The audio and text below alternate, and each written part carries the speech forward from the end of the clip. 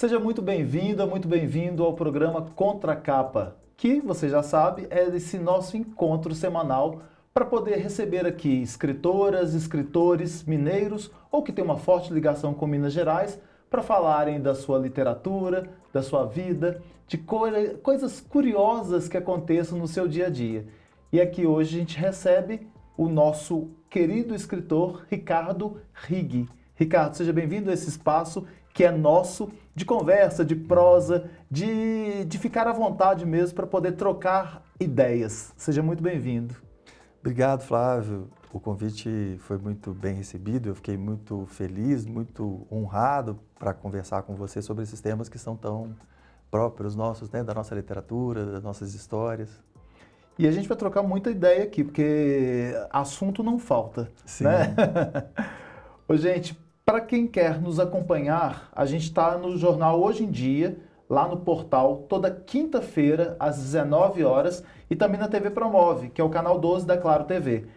Você pode nos ouvir na rádio web Hoje em Dia, tem o íconezinho lá no portal, e nas rádios Alvorada FM e Difusora AM de Salinas, Gorutubana de Janaúba, Rádio Cidade FM de Corinto e a Rádio Eldorado de Sete Lagoas. E também tem lá no YouTube, Jornal Hoje em Dia BH, em que você pode assistir quando quiser e passar para os amigos também assistirem. Bom, o Ricardo, que está aqui com a gente hoje, ele é escritor, nascido em Belo Horizonte, um ano após o meu nascimento, em 1974, autor de 3 romances, sendo que 2 deles foram publicados, foi Poerópolis, né, em 2018, pela editora Quixote, e Paris, Caraíva, de 2024, publicado pela E-Galáxia. Bacharel em Direito da UFMG, com mestrado europeu, lá na Universidade de Paris 1, que é Panthéon-Sorbonne. Isso. Se eu falar alguma coisa errada, corrija na hora. Tudo certo. Procurador do Estado de Minas Gerais também. Ele vai falar aqui com a gente sobre... Primeiro, assim, vamos mostrar o Poerópolis e falar um pouquinho dele, que faz parte da sua trajetória. Sim, claro. Literária. E aí você nos explica o que é que você fez aqui para depois a gente ir para Paris, Caraíva. O que é o Poerópolis? Esse romance, o Poerópolis, ele foi publicado em 2018. Eu vinha trabalhando na escrita dele, como eu tenho esse meu trabalho de procurador do Estado, me sobra pouco tempo para a literatura. E aí, no horário de descanso, ao invés de descansar, eu me dedico a ler e a escrever, que é um prazer muito grande que eu tenho. Acaba sendo um descanso mesmo, né? É cansativo também, porque é trabalho, né? Dedicação. Mas é um trabalho prazeroso, né? Que se eu não gostasse, eu não faria, né? Mas eu gosto muito, tanto de ler quanto de escrever. E o Poerópolis, ele foi um romance meio distópico. Naquele momento, era passada a eleição do Donald Trump lá na primeira vez. Então, havia toda uma discussão. A gente ainda não vivia essa polarização política tão acirrada quanto hoje. Era um pouco antes disso, né? Tanto que ele foi publicado em 2018, o ano da eleição, que teve esse acirramento ideológico muito forte. Então, esse romance era meio que uma distopia. Eu contava uma história fantasiosa e da mesma forma que eu fiz no romance Paris, Caraíva, era uma história que se deslocava pelo mundo, em viagens, pelo Brasil e por Belo Horizonte, por Brasília, mas também ia a Caraíva, né, que depois voltou para a minha história. Então, foi esse romance distópico. Aqui no Poerópolis já tem um pouco de Caraíva, Tem. né? Porque você vai contar pra gente depois qual que é a relação que tem com Paris e Caraíva. Sim, né? com certeza. Mas a gente fala sobre isso. Então aqui é mais distópico, é uma Foi um história mais romance distópica. Você falou que aqui tem vários pontos de vista, vários... Sim, são diferentes narradores que dessa forma eu quis fazer com que a história tivesse muitas impressões, que cada um dissesse aquilo que lhe parecia. Então, às vezes, eram contraditórias, porque cada pessoa vai enxergar os acontecimentos a partir da sua capacidade, né, seus preconceitos e tudo. Então, foi isso, foi uma história política naquele momento, que era importante, e foi também uma forma de eu expressar... Eu estava retornando a Belo Horizonte, porque eu morei fora de Belo Horizonte por 15 anos. O primeiro ano em Paris, depois eu passei esses outros anos todos em Brasília, como procurador do Estado de Minas Gerais. Ah, você tomou posse como procurador, a gente vai chegar nesse espaço. E aí você foi trabalhar em Brasília? Fui trabalhar em Brasília. Entendi. Isso é uma coisa engraçada, porque as pessoas não conseguem... Eu entendo, elas não conseguem entender como que eu fui procurador do Estado de Minas Gerais para trabalhar em Brasília. Tanto que eu resolvi essa questão na ficção. Porque as pessoas dizem, não, mas você é procurador de Minas, o que você está fazendo em Brasília? Aí eu explicava, não, é porque tem um escritório que os procuradores do Estado de Minas cuidam dos processos do Estado nos tribunais superiores. No STJ, no STF, no TST. À época tinha o TRF da primeira região, que eram os processos da Justiça Federal. Mas as pessoas não estão habituadas a esses assuntos áridos, jurídicos, e elas não ficavam um pouco frustradas. Não é possível. Aí na ficção, no Paris Caraíba, já entrando no assunto do Paris Caraíba... Que é esse aqui que foi lançado... Foi lançado em 2024, em dezembro. No dia do meu aniversário de 50 anos. Ah, é? Que dia? Foi dia 21 de dezembro. Próximo do Natal. E é uma data difícil. E as pessoas estavam viajando, mas ainda assim o lançamento foi muito agradável. Lá na Livraria Quixote, né, que são pessoas muito importantes para a literatura de Belo Horizonte, né, o Alencar e a Cláudia. Então foi uma tarde deliciosa, não choveu, então eu adorei, apesar de ser difícil para as outras pessoas. E foi um trabalho muito grande, né, para poder terminar de escrever esse livro, buscar a revisão, a editora, tudo isso. Mas foi muito bom. E aí você está falando que aqui você resolve essa questão? Sim, porque eu aceito a classificação de autoficção, né? Mas eu tenho para mim que a minha abordagem, a ênfase é na ficção. Uhum. Então, por mais que eu use fragmentos da realidade, o narrador tem o mesmo nome que eu, embora eu considere que seja um personagem, mas o leitor considera o que ele quiser, né? Mas você colocou o primeiro nome só, né? O nome e o sobrenome. Você colocou o nome e sobrenome? O personagem tem meu nome e meu sobrenome. Você queria confundir o povo mesmo, né? Para saber onde que é real e onde que não é. É uma brincadeira, né? Eu acho que a minha proposta é essa, né? Cada um vai ler como bem entender. Porque antes de ler o livro, eu já estava instigado em saber, e aí já te perguntei antes da entrevista aqui, o que foi verdade e o que não foi. E eu acho que isso é tão gostoso. Eu entrevistei um outro escritor que faz isso também. Ele conta a história da mãe dele, que sumiu, e aí ele vai colocando na realidade ficção. E você fica assim, tentando entender, cara, eu tenho que conversar com esse cara para poder saber se aconteceu com ele, ou é da ficção. Isso acho que instiga de verdade o leitor na obra. Sim. E você faz isso aqui, né? Sim. É um convite para a pessoa entrar nessa história. Eu tenho tido respostas muito positivas, né, dos leitores que estão gostando de ler, amigos que leram em 2 dias. Então, assim, realmente eu acho que eu consegui chegar a um momento da minha escrita que eu tenho muito mais domínio do ofício de escritor. Então, eu pude me permitir tomar essas decisões de propor, fazer um convite a uma brincadeira. O personagem, o nome do personagem está na capa, né, que é o mesmo nome que o meu. Mas o meu ponto de partida, Tio Flávio, as pessoas, engraçado também, né? As pessoas falam, mas você está fazendo alguma coisa parecida com a Annie Ernaux, o Emmanuel Carrère. Aqui no Brasil nós temos o Ricardo Lísias, né? Que fez isso no Romance Divórcio. Mais foi recentemente, ele, inclusive, que... Ele fez a 4ª capa, né? Gentilmente ele fez a 4ª capa. Eu gosto muito do projeto estético dele. E tem o José Bortolucci também, um escritor brasileiro que fez uma experiência dessa ordem, muito próxima do que a Annie Ernaux faz. Mas a verdade é que o meu ponto de partida, a minha referência é lá no século XIX, com o Marcel Proust, que escreveu Em Busca do Tempo Perdido, aquele romance em 7 volumes que ele publicou na virada do século. O Proust nasceu em 1871 e faleceu em 22. E esses 7 volumes, eu acho que 3 ou 4 deles já foram publicados após a morte dele. Mas naquele romance lá, que é talvez a obra literária que eu mais gostei, que foi uma experiência mais rica da minha vida, o narrador se chama Marcel, como ele, Marcel Proust. E aqueles personagens ali, muitas pessoas são apresentadas com o nome próprio, muitas têm o nome alterado, mas há uma indústria na França de interpretações de quem são aquelas pessoas. Então tem livro, dicionário de nomes e lugares. Porque, por exemplo, a cidade que ele morava em Paris, o Marcel Proust, mas a cidade lá da avó dele que ele frequentava, ela chamava Illiers, mas ele batizou de Cabourg.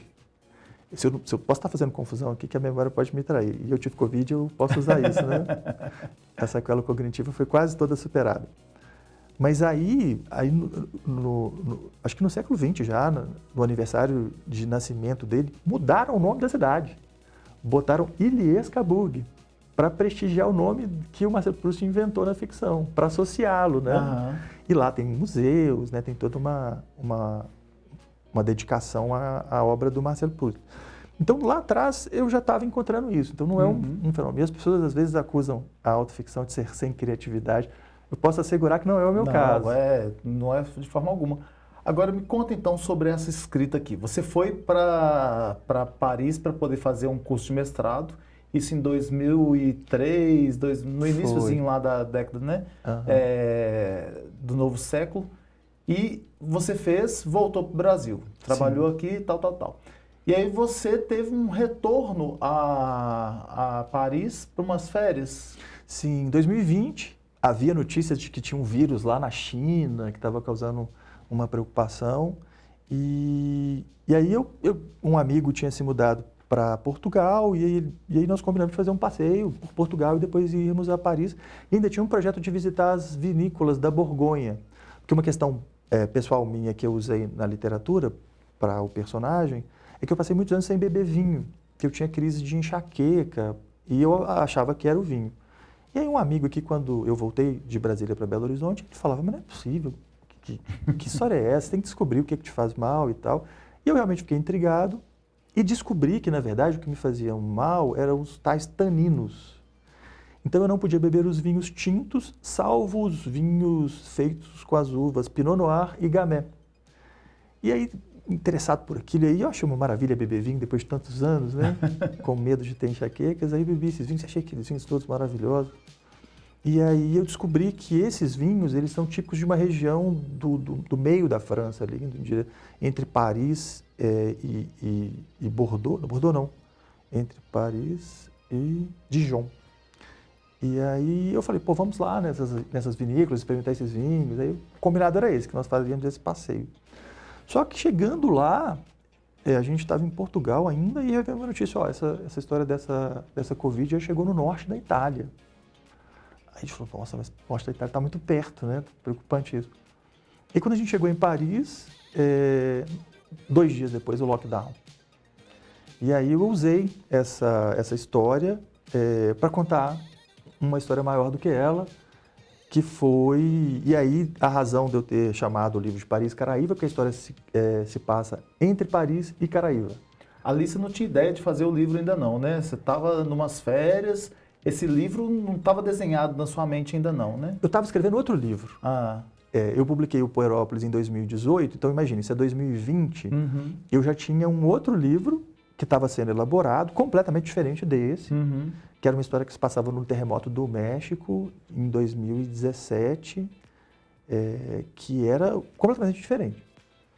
E aí quando aconteceu o lockdown, eu tive muita dificuldade de voltar para o Brasil, voltei para o Brasil contaminado, então teve toda aquela dificuldade de trabalhar confinado, né? Eu nunca tinha trabalhado confinado em home office, mas aí depois se tornou uma coisa natural e tudo. E mais grave foi que eu tive uma contaminação que foi aquela gripe mais forte de 15 dias, mas 3 meses depois vieram umas sequelas horríveis. Eu perdi o cabelo, sequelas cognitivas severas, da ordem de não ter memória, de não ter foco, concentração. Eu tive que tirar férias, porque eu não estava conseguindo trabalhar, e a gente tem o benefício de umas férias prêmio. Tirei férias prêmio, que eu não estava conseguindo trabalhar. E depois de 2 meses, eu ainda não estava conseguindo trabalhar. É um inferno astral, né? Assim, foi horrível. Eu morrendo de medo de ser aposentado. Porque eu acho que eu não tive isso. Mas pode parecer que você, poxa, não vai voltar nunca mais, né? Eu vou Ninguém ficar desse sabia. jeito. Porque era tudo muito novo, muito estranho. E perda de memória, imagina, você falou comigo que até a senha de acesso ao trabalho você não conseguia lembrar, que é uma coisa que era tão usual, né? Eu não lembrava meu CPF, não lembrava meu telefone. E aí, aquilo confinado, com todas aquelas dificuldades que todos nós vivemos, e eu com esse medo de... E no trabalho as pessoas também não entendiam, porque diziam, pô, você teve Covid, foi lá em abril. Quando já estava em setembro, aí eu tirei férias, outubro, novembro, dezembro, você ainda não está conseguindo trabalhar. E aí eu constrangido por aquilo tudo, e aí fui procurando todos os médicos. O meu psicólogo, o Rogério Baeta, que é personagem do livro também, ele foi super importante na minha recuperação, ele me proporcionou uma reabilitação adequada, né? Que levou tempo. Eu fui voltando às minhas boas condições no curso do tempo, foi muito trabalhoso.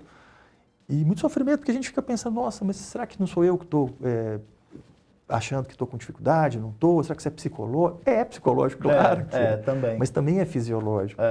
E no curso do tempo eu fui melhorando, né? Então essa história, e o tempo todo, tio Flávio, eu continuava escrevendo literatura. Hoje eu leio, parece que é outra pessoa. Uhum. A forma como eu escrevia estava realmente parecendo outra pessoa, porque eu estava muito limitado. E aí, com o passar do tempo, eu fui encontrando esse novo livro. Eu abandonei aquele lá. Uhum. Está abandonado ainda? Está na gaveta? Tá. Não, porque eu escrevi ele no momento que eu estava menos apto, né? Uhum. E eu melhorei muito, né? Eu estudei muito literatura, então eu acho que eu vou deixar ele lá, na gaveta mesmo. Ele não vai voltar, não. Vou escrever outro, se tudo der certo. E aí vem, então, esse daqui que conta essa história, porque você falou que começa, a primeira frase dele, é justamente que veio o lockdown, né? Sim. É o momento que esse personagem se encontra em Paris, que é uma cidade que ele tem esses vínculos, que ele morou para fazer esse mestrado e voltou outras vezes. Ele tinha ido antes. Então, acabou que isso foi o mote para trazer a Paris que vivia nessa minha memória. Uhum. Porque a primeira vez que eu tinha ido a Paris, quando estudante, foi no Plano Real, que $1 valia R$1. Uhum. Então, o nosso dinheiro, de repente, se tornou muito importante. Então, imagina, eu viajei com os amigos, de mochila nas costas, uma viagem para a Europa de 30 dias custou R$3.000. A gente dormia nos albergues da juventude, era uma refeição só por dia, né? Mas imagina, para jovens universitários, aquilo foi maravilhoso. E ali também foi meu contato, eu falava inglês, né, porque eu gostava de idiomas, e nessa viagem para Paris eu falei, eu vou aprender francês. Foi minha conversão para a francofonia. E aí, 6 anos depois dessa viagem de estudante, eu voltei para Paris falando francês fluentemente, matriculado na Sorbonne, casado com uma mulher que também foi estudar o mestrado dela em Paris. Então, assim, o francês me trouxe muitas coisas. E aí eu tenho essa memória afetiva e o contato cultural, que eu tenho sempre interesse em ouvir música, ler os romances franceses, né? Proust, para mim, é uma referência muito importante. Mas aparece muita literatura francesa também no livro, né? Balzac, Os Interessos, do Père Goriot, das Ilusões Perdidas. Então, acabou que o perrengue da pandemia e o lockdown em Paris trouxe essas memórias todas. E episódios que eu vivi. Mas imagina, aquelas aventuras lá dos estudantes em 97, eu lembrei delas parcialmente. Né? E eu escrevi mais uma ficção do que propriamente uma lembrança. Mas eu coloquei personagens amigos, né? Eu consultei esses amigos. Alguns eu mudei nome para não constranger, assim como o Proust fez. E alguns eu botei o nome deles mesmo. Mas eu os consultei, eu mandei o texto e falei, olha, vê como você se sente. Uma amiga que morava em Paris na época, o nome dela é Carla, ela é de Salvador, eu a conheci em Salvador, é minha amiga até hoje, né? Depois desses anos todos. Ela adorou, porque a gente tem uma memória muito rica, né, dessa convivência, dessa amizade. E ela veio a Belo Horizonte para o lançamento, ficou toda empolgada. E aí, conversando, ela lembrou de umas coisas que eu não tinha lembrado, que eram muito romanescas. E eu falei, caramba, devia ter conversado com você antes para eu ter colocado isso. Eu tenho isso também, eu escrevo para o jornal e aí escrevi uma história da minha infância lá com minha mãe e meu pai. E aí depois de publicado, mandei para minha mãe e ela falou, mas não aconteceu dessa forma não.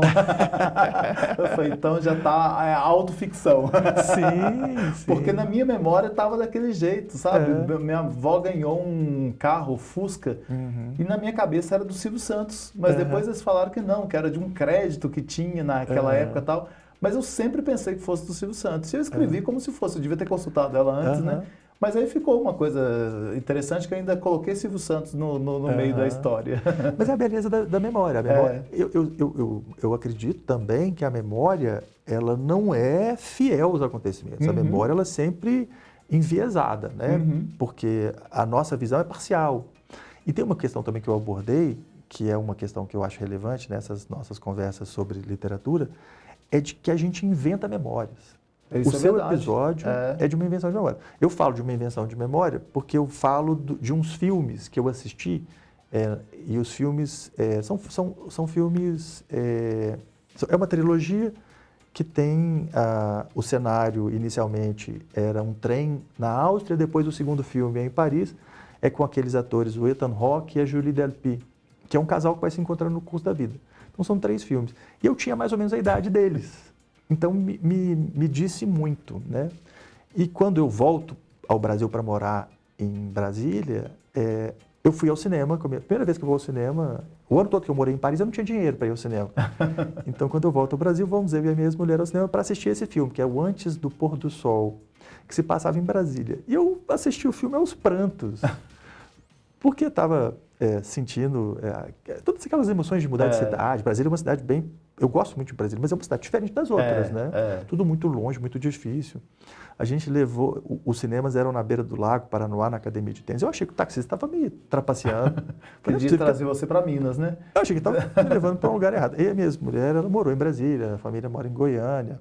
Então, ela falou, não, é isso mesmo, não tem problema. E eu achei caríssimo, a gente estava com pouco dinheiro, tudo. Então, essas memórias vieram. Aí, quando eu fui escrever sobre a trilogia, eu falei, vou assistir os filmes de novo, né? Aí eu me dei conta que eu não tinha assistido o primeiro. Nossa. E eu jurava que eu tinha assistido. Mas a neurociência explica isso, dessa questão da memória que a gente cria mesmo. Eu acho que até um processo de defesa, não sei. Sim, para não sofrer. Né? Exatamente. Agora, então, me conte aqui essa história. Você está ali com o personagem tem Covid, isso aqui é falado aqui. Uhum. Onde que entra Caraíva aqui? É um percurso, né? Começa em Paris, essas memórias do personagem que estão alteradas pelas sequelas cognitivas, e isso faz com que a escrita, né, o registro literário seja diferente, ele vai se deslocando no tempo e no espaço. Desde esse momento, em 2020, quando ele é contaminado, e ele vai se lembrando das questões que ele viveu. E Caraíva também é um lugar e uma memória afetiva para ele. E o que se passou é que esse personagem, quando ele está confinado, que ele não tem muito o que fazer, que ele está ali entediado com essas dificuldades cognitivas, ele embarca em busca de um passado dele, assim, de uma ancestralidade, de episódios que aconteceram na família dele. E aí, eu não vou dizer se isso é verdade ou não. Eu já ia perguntar, porque eu li em algum lugar sobre isso.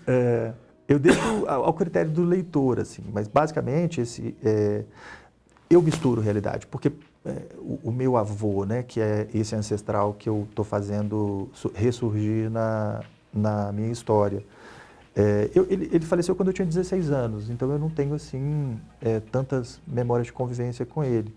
Mas eu sabia que ele foi pedreiro, que os irmãos também, que o pai dele foi pedreiro, que eles trabalharam na construção, por exemplo, do edifício Acanhaga, de uma casa muito bonita que fica ali na cidade de Jardim, perto da igreja de Santo Inácio de Loyola.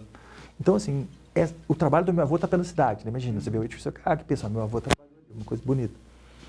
E aí tem uma história que eu não tenho elementos fáticos assim para demonstrar. E aí, meu avô, o pai do meu avô e seus irmãos foram construir esse barracão que serviria de ateliê para o Guinhar e o Santiago Americano pintarem. E aí eu conto que... O Santiago, ele era médico. Era o médico que acolhia o Guinhar. Eu posso estar enganado, que nessas alturas, né? Mas se estiver enganado, é ficção. É ficção. Mas eu não menciono o nome dele no livro, não. E aí, o que se passa? O Guinhar era uma pessoa muito falante, e aí eu inventei que o meu bisavô e os seus irmãos falaram, botaram meu avô para lidar com ele. Falaram, conversa com ele que a gente precisa terminar esse barracão. E aí, como meu avô era carpinteiro, por prazer, né, a profissão de pedreiro, mas ele era carpinteiro porque ele tinha esse prazer de lidar com madeira. E o Guinhar gostava de pintar a óleo em madeira. Então, meu avô teria feito as pranchas de madeira para que o Guinhar pintasse. E aí, como ele não manuseava dinheiro, porque ele era alcoólatra, né, tinha essas questões, meu avô queria que ele pagasse em dinheiro, mas ele não tinha dinheiro. Ele falou assim, não, vou fazer o seguinte, vou pintar o seu retrato. E aí, imagina, um pintor modernista, né, com aquelas pinceladas vigorosas. E aí, quando ele pintou, meu avô ficou quieto lá esperando que ele o pintasse, mas quando ele viu o retrato, ele perguntou para o Guinhar, mas você não vai terminar de fazer isso aqui, não? Ele falou, não, está terminado. Aí Minha avó achou muito estranho. Falou, nossa, mas eu estou muito feio aqui. Talvez ele tenha achado realista de uma forma preocupante, né? A arte impactou nele de uma forma diferente. E aí, ele, como não gostou daquele retrato, ele deu de presente para a mãe dele, que também não gostou, que deu de presente, aí que o personagem vai querer saber onde é que está esse quadro. E aí ele descobre, aí começa a telefonar, época de pandemia, não podia visitar as pessoas. Ele vai telefonar para uma tia, uma prima, e aí descobre que alguém, que a nossa bisavó teria dado de presente para uma neta dela, que é prima do meu pai, não um quadro com um retrato do meu avô pintado pelo Guiar, mas uma gravura de uma caçada à raposa, alguma coisa meio ridícula, assim, os ingleses lá com aquelas casacas vermelhas e caçando raposas, assim, uma coisa que não faz sentido nenhum, né? Matar aquele bicho por esporte, por prazer. E aí ele fica intrigado, achando que pode estar relacionado. E aí eu estou talvez até dando um spoiler aqui, me perdoem. E ele tem notícias de que esse quadro pode estar em Caraíva. E ele vai atrás desse quadro em Caraíva. E na sua vida real, tem alguma ligação sua com Caraíva?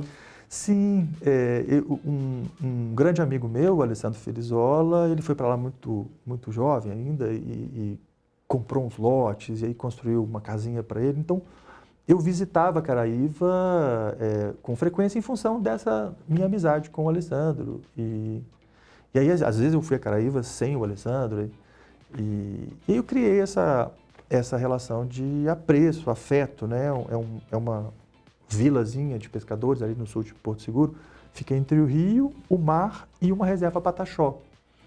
Então, antes não tinha luz elétrica, né? Tinha uma característica mais bucólica. Hoje está muito transformada, Caraíva se tornou outra coisa, mas ainda tem essa característica, né? Essa beleza. E aí, como eu conhecia bem Caraíva, eu falei, é um lugar bom para essa história ir. E foi assim que ela chegou lá. E é curioso, porque as pessoas que têm a história com Caraíva, às vezes elas não resistem, elas vão direto a Caraíva, elas vão para o final do livro. Aí me disseram, não, eu voltei para o começo, mas eu não conseguia resistir. E aí alguns personagens são amigos meus, com nome e sobrenome também, sempre de uma forma carinhosa, afetiva, uma homenagem mesmo que eu fiz a esses amigos. E outros não, outros estão escondidos. Às vezes um personagem, ele é uma junção de outros tantos, né? Uhum. Porque aí eu pego as histórias divertidas, eu acho que Eu gosto de fazer isso também, de pegar, de juntar histórias numa pessoa só e criar aquele personagem ali. Eu achei que seria uma solução para não constranger ninguém, né? Histórias divertidas às vezes são um pouco vexatórias, né? E às vezes você faz uma piada assim que o amigo às vezes não vai entender que é uma piada, pode se sentir amolado. Mas assim, é divertido, você estava dizendo de como as pessoas recebem isso, né? Tem um amigo, por exemplo, que ele aparece na história me dando a notícia que nós fomos aprovados no concurso. Aí ele me falou, mas Ricardo, eu acho que eu não te liguei, não. Eu acho que eu te mandei uma mensagem. Eu falei, Gustavo, você não me ligou. Na época era o MSN Messenger. Mas eu achei muito mais romanesco uma ligação telefônica. Ele falou, com certeza. Ele concordou. E ele leu e gostou do livro e ele me pega lá numas coisas que eu falei, não falei que você era assim, ó, você mesmo reconhece. Eu falei, isso aí é o personagem, não sou eu. Mas ele virou para mim e falou assim, mas e o Eduardo Damasceno? Ele não está lá nos agradecimentos. Quem é o Eduardo Damasceno? Eu falei, ele não existe. Né? É um personagem inventado que é um lugar onde eu penduro as histórias de diferentes amigos e tudo. Ele falou, não, fala a verdade, tem o Eduardo Damasceno. Eu falei, não adianta. É bom justamente isso, que a gente fica nessa incógnita, né? Quem será? Quem é? Sim. Aconteceu de fato? O seu avô foi realmente pintado por Guignard ou não foi, né? Agora me fala, só para a gente finalizar aqui, essa questão cognitiva aí da Covid, ela foi real. Você sentiu real e tal. E conseguiu lidar com essa situação, superar essa situação? Esse foi um desafio muito grande na minha vida, sabe, tio Flávio? Porque a gente não sabia de nada, né? Como é que vai ser. E essas questões da Covid longa, até hoje elas não são muito bem explicadas. Então eu tive muito medo de que aquilo não fosse superável, que eu tivesse realmente limitado. Assim como você vê, ainda hoje as pessoas dizem que não voltou a ter paladar. Tem né? muita gente que fala isso, olfato. E eu sofri muito com essa possibilidade de estar... Imagina, eu tinha medo de ser aposentado, né? E E, felizmente, aí o meu psicólogo, né, que é o personagem, que ele também aparece no livro com o nome dele, o Rogério Baeta, ele conduziu um trabalho de reabilitação comigo muito sério, assim, que eu fazia dia sim, dia não. E a minha busca, né, o meu esforço foi melhorando. Eu não posso afirmar que eu estou 100% como eu era antes, mas algo em torno de 90%, 95%, eu acho que eu estou quase bom. E é verdade que às vezes a gente trabalha demais, né? O nosso cargo de procurador do Estado tem muito volume de processos. Então, às vezes, quando eu estou muito cansado, eu vejo que falta uma coisinha que eu atribuo também à sequela cognitiva, sabe? Que às vezes, assim, na hora que eu estou cansado, já me falta uma coisa, eu vejo que eu tenho que parar, porque senão eu não vou estar desempenhando adequadamente. Mas eu estou quase bom. Que bom, porque aí a gente espera um novo livro, né? Tomara, tomara. Ó, a gente aqui encerra essa conversa falando aqui sobre Paraíso Caraíva com Ricardo Rigg e vamos esperá-lo trazer um novo romance falando sobre outras coisas para a gente poder também apreciar. Ricardo, para poder te achar, como que faz? Esse livro, né, a divulgação, ela é limitada porque, afinal de contas, assim, é uma iniciativa minha, não tem um suporte muito grande.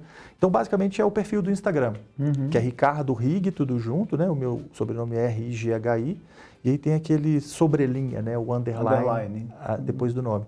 Então, a divulgação está toda ali. O livro físico, ele está à venda na livraria Quixote, que é a livraria mais querida da cidade, né? Que tem lá o Alencar e a Cláudia. Então, os livros físicos estão lá. E quem gostar de ler em e-book, tem na Amazon. Ok. Ficamos por aqui. Na próxima semana, temos uma nova entrevista falando sobre um novo livro e eu encontro você lá. Até mais.